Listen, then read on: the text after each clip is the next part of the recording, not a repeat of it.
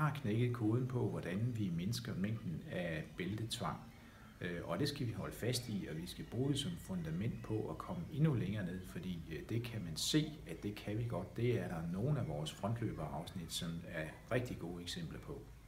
Det er jo fordi, der er arbejdet rigtig målrettet med personalet, som er blevet langt bedre til det, man kalder for deeskalerende indsats. Så når der er noget, der ligesom brænder på, så er man bedre til at få det til at gå over igen. Og det er man blevet enormt dygtig til, både i Aabenraa og i Esbjerg. Både i de afsnit, der har arbejdet med det fra start, men også i de andre afsnit. Så det er jo hele afdelingerne, der er blevet til bæltefri afdelinger, både i Esbjerg og i Aabenraa. Og det er jo så i øvrigt en indsats, som også går på i alle sygehusets andre afdelinger, hvor man også lykkes rigtig godt med at nedbringe anvendelsen af bæltetvang. Hvornår skal vi forvente at se nogle lignende resultater fra resten af psykiatrisygehusets afdelinger? Vi ser faktisk de resultater allerede nu, så vi kan se en betydelig reduktion i anvendelsen af bæltetvang på alle vores afsnit. Hvorfor er det, at det er så vigtigt, at man reducerer anvendelsen af bælter i behandlingen af psykiatriske patienter?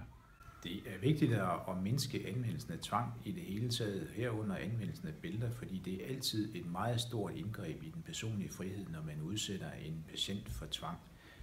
Det opleves rigtig, rigtig hårdt, så det skal vi have nedbragt. Hvorfor har man så ikke gået i gang noget før? Jamen, det har jo været en del af den danske behandlingskultur, og faktisk også noget af det, der står i den danske psykiatrilovgivning, at man skal bruge tvang i behandlingen af patienter, når man opfylder nogle bestemte kriterier. Nu ønsker man så heldigvis at nedbringe anvendelsen af tvang, og det er så en kultur, som vi skal have ændret. En kultur, som har siddet fast i årtier.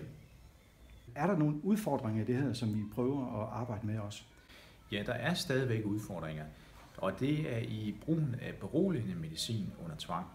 Her er vi faktisk også rigtig godt på vej, og især i år er det lykkedes os også at knække den kurve.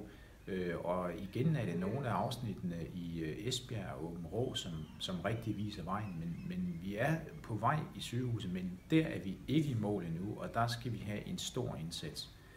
Og et andet punkt, hvor vi virkelig skal gøre noget, det er for at mindske antallet af patienter, som udsættes for tvang helt generelt. Det er der, hvor man tæller alle de muligheder for tvangsanvendelse, som vi kan tage i brug. Der har vi stadigvæk en indsats at gøre, og det, som vi lige nu arbejder mest på, det er at mindske antallet af tvangsindlæggelser. Der har vi en indsats, men det er der også en indsats, man har ude i samfundet.